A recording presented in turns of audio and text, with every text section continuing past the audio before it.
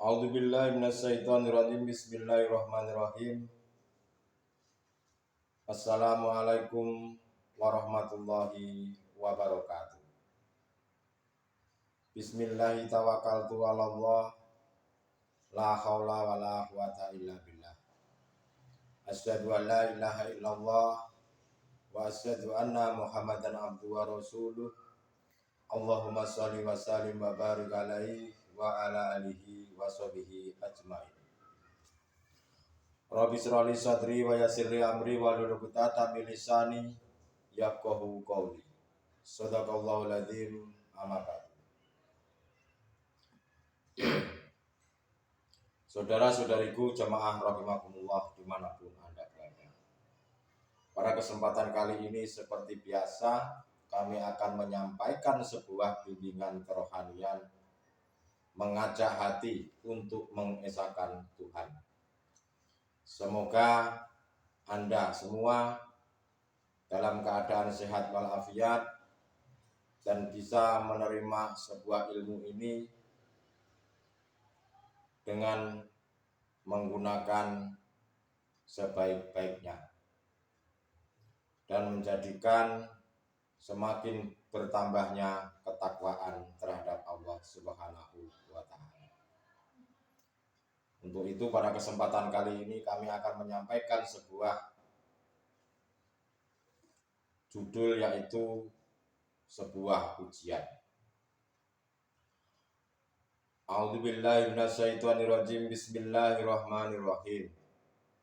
Wala nabluwanakum bisai'im minal khauf wal ju'i wa naqsim minal awali wal afusi was samarat wa basiris sabirin.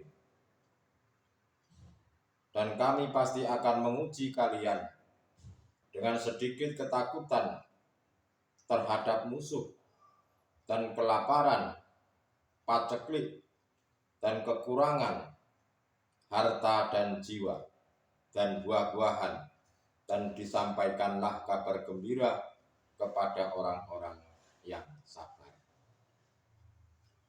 Saudara-saudariku dimanapun Anda berada, marilah kita bahas bagaimana hakikatnya yang disampaikan di dalam Al-Quranul Karim ini.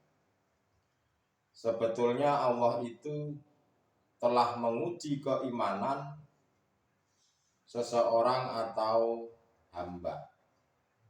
Itu sebetulnya hanyalah untuk melihat sejauh mana ketakwaannya. Jadi yang namanya ujian itu semata-mata didatangkan oleh Allah itu untuk menguji dirinya hamba sejauh mana ketakwaan terhadapnya. Terkadang kita ini diuji, mungkin tidak memiliki uang, tidak keturutan apa yang diinginkan. Entah itu diuji tentang anak, manakala anak itu mau bekerja sesuai dengan cita-citanya kok tidak diterima-terima. Mungkin diuji dengan istrinya yang selalu cerewet. Mungkin diuji menjadikan kita ini selalu sakit-sakitan dan lain-lain sebagainya. Dan ujian itu tentu dan pasti menjadikan rasa sakit hati. Seolah-olah manusia itu tidak terima apa yang diberikan oleh Allah. Dan terkadang manusia itu tidak sedikit menyalah-nyalahkan Tuhan. Ada kalanya juga terkadang kita ini diuji oleh Allah, mungkin saja kenapa sih harus rumah itu kok ngontrak terus sampai tua. Akhirnya merasa susah. Dengan kesusahan itu dipikirkannya secara terus-menerus, lama-kelamaan sakit lalu mati. Bahkan sebelum tua pun bisa mati. Gara-gara memikirkan duniawiyah ini yang dianggapnya mensengsarakan menurut nafsu basariahnya.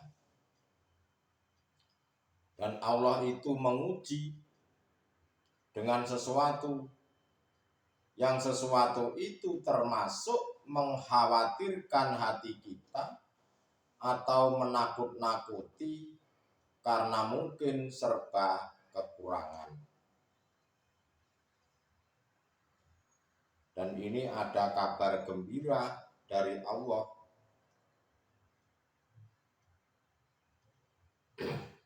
Wa basiris sobirin, dan sampaikanlah kabar gembira kepada orang-orang yang sabar. Siapa yang dimaksud orang yang sabar di sini? Sampaikanlah kabar dari saya bagi orang-orang yang sabar, kata Allah. Siapa orang-orang yang sabar ini? Orang-orang yang sabar di sini adalah orang yang tidak melihat ujian-ujian yang didatangkan oleh Allah. Tetapi mereka hanya melihat hidupnya, tetapi mereka hanya melihat Allahnya dan tidak melihat ujian-ujiannya.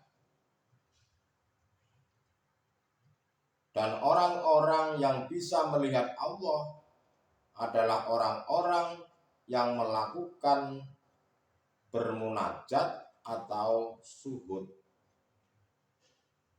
Orang-orang yang bisa melakukan suhud adalah orang-orang yang sudah mempraktekkan ilmu hakikat dalam bentuk bermunajat. Lalu siapa orang-orang suhud ini? Yang dikatakan orang-orang suhud adalah orang-orang yang mau menerima ajaran-ajarannya Allah, ilmu, amal, dan istiqomah. Yang kami sebut adalah orang-orang yang bertakwa. Orang-orang yang bertakwa inilah orang-orang yang hatinya menjadi sabar. Mereka diberikan ujian oleh Allah seperti hal-halnya tadi di atas, semua serba kekurangan, makan tidak bisa, dan lain-lain sebagainya itu. Hatinya itu, orang-orang sabar itu tidak goyah dengan ujian-ujian yang didatangkan oleh Allah.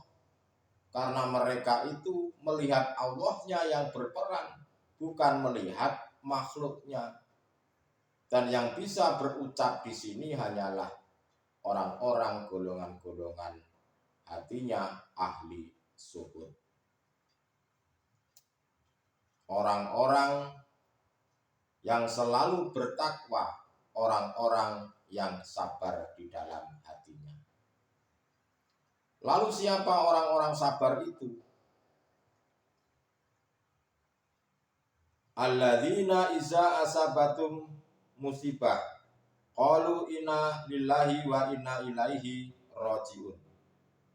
Orang-orang sabar yaitu orang-orang apabila ditimpa musibah, mereka berkata sesungguhnya kami milik Allah dan sesungguhnya kami kepadanya lah akan kembali.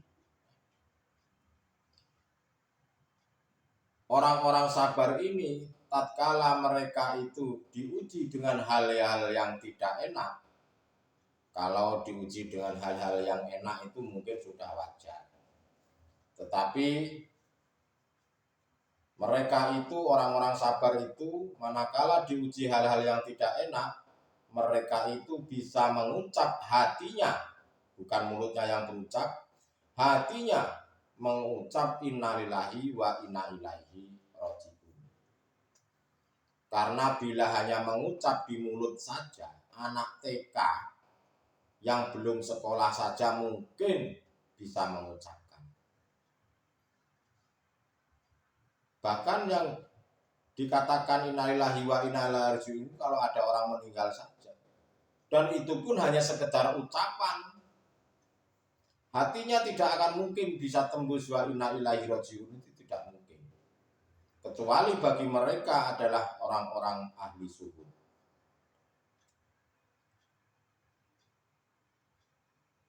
Mereka ini, orang-orang sabar ini, orang-orang yang bertakwa ini, tatkala diberikan sebuah ujian oleh Allah, yang dikatakan ujian, sebetulnya ujian itu tidak ada sebetulnya. Karena ini sebuah proses syariatnya, maka saya katakan ujian.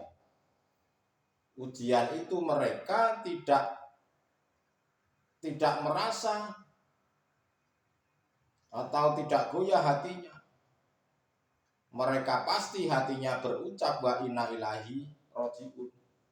Semuanya itu datang dari Allah dan kembalinya kepada Allah. Hal ini tidak diucapkan di lisan saja, tetapi dilakukan oleh ucapan hati. Apapun bentuk ujian itu, sebetulnya yang memperjalankan hanyalah Allah. Yang memulai dan mengakhiri juga hanyalah Allah Subhanahu wa ta'ala. Kenapa hal ini dikatakan ujian? Ya sebab dikatakan ujian itu adalah bagi mereka atau bagi orang-orang yang tidak menginginkan hal-hal yang tidak enak menurut basariahnya, yaitu golongan-golongan ahli hijab.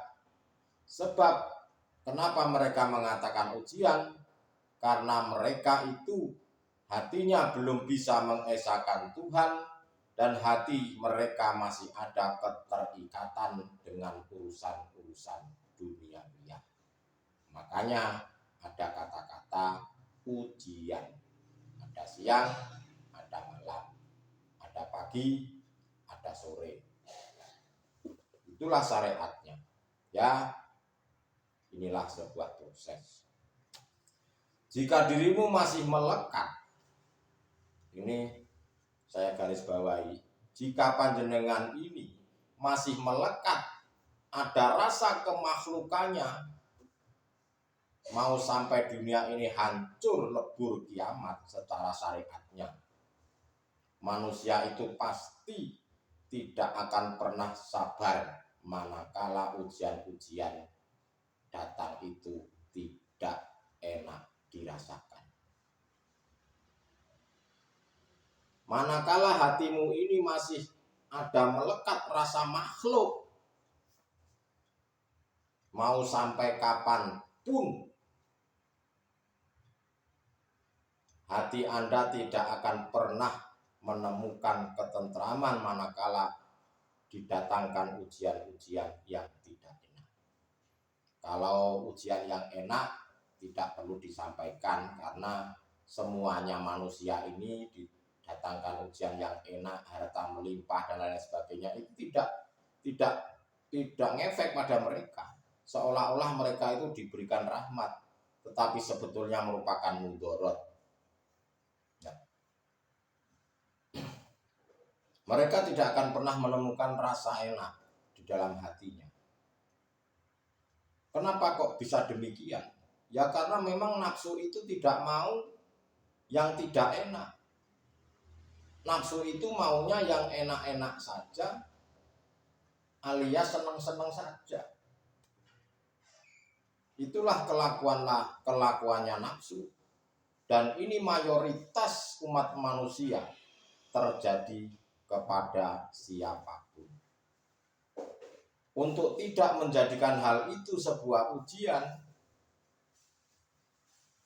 maka lihatlah Allahnya, lihatlah hidupnya yang memperjalankan makhluk itu, atau yang memperjalankan diri kita. Karena yang menggerakkan itu semua yang mengawali dan mengakhiri, yang mendatangkan musibah dan mengakhiri musibah, semuanya itu hanya perannya hidup yang memiliki nama Allah kalau di dalam agama Islam. Dan untuk masuk di dalam situ, diri panjenengan harus bisa bertajalli pada Allah Subhanahu wa ta'ala. Siapa yang bisa bertajalli? Golongan mereka adalah orang-orang ahli zuhud, para kekasih-kekasihnya. Siapa para kekasih-kekasihnya Allah itu? Orang-orang yang mau menerima ajaran-ajaran tauhid ilahiyah, ajaran-ajarannya Allah, ilmu, laku, dan istiqomah. Baru dinamakan sebuah takwa. Kalau sudah memiliki takwa yang benar-benar takwa, maka barulah dikatakan orang-orang yang sabar terhadap ujian-ujian yang didatangkan atau diperjalankan oleh Allah. Itulah saudara-saudaraku, apa yang kami sampaikan, walaupun sedikit, semoga bermanfaat. Jika ada kata-kata yang salah atau kurang berkenan, kami mohon maaf yang sebesar-besarnya. Akhirul kalam, ihdinas siratal mustaqim, wabillahi taufiq wal hidayah. Wassalamualaikum warahmatullahi wabarakatuh.